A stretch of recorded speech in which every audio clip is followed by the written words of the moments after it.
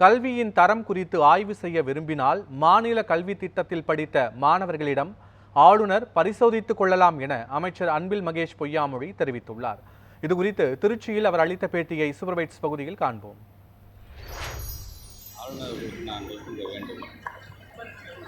இதுவரைக்கும் ஒரு 180 தொகுதிகளுக்கு நான் நேரடியாக சென்று ஆய்வுகள் செய்திருக்கேன். அது கல்வி பள்ளியாக இருந்தாலும் சரி, சிஓ ஆஃபீஸாக இருந்தாலும் சரி, அதிகப்படியாக நான் சென்றது அங்கே இருக்கின்ற நூலகத்துக்கு தான் சென்றிருக்கின்றேன்.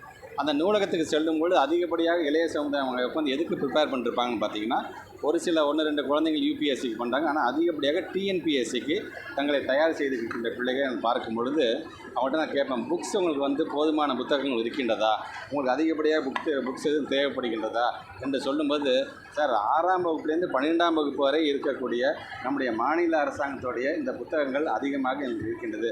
இன்னும் 2 செட்டு கொடுத்தா எங்களுக்கு பெருமையாக இருக்கும், பயனுள்ளதாக இருக்கும் என்று சொல்லும்போது, எங்களுடைய ஸ்டேட் கவர்மெண்ட்டோட கேட்குறீங்க அப்படின்னா, ஆமாம் sir, 6 to 12 state government books எங்களுக்கு இருந்துச்சுன்னா, எல்லா புக்ஸ் இருந்துச்சுன்னா எங்களுக்கு எதனால் அதே மையமாக அதை ஏன் கேட்குறீங்க, மற்ற புக்ஸ் எல்லாம் இல்லையாங்களா சார்? அதிகப்படியாக டிஎன்பிஎஸ்சியில் எந்த கேள்விகள் எதை சார்ந்து கேட்குறானுங்களா, 6ஆம் வகுப்பு 12ஆம் வகுப்பு சார்ந்து நம்முடைய மாநில புத்தகம் அந்த சப்ஜெக்ட் என்ன கேட்குறாங்க. எங்களுக்கு மட்டும் இல்லை, ஈவன் யூபிஎஸ்சிக்கு தயாராகிற பிள்ளைங்களே கேட்குறது பார்த்தீங்கன்னா, மாநில புத்தகம் இருந்தால் கொஞ்சம் நல்லா இருக்குங்க சார். அது லக்ஷ்மிகாந்த் போன்ற புத்தகங்கள் தேவைப்படுகின்றது பொலிட்டிக்கல் சயின்ஸுக்கு.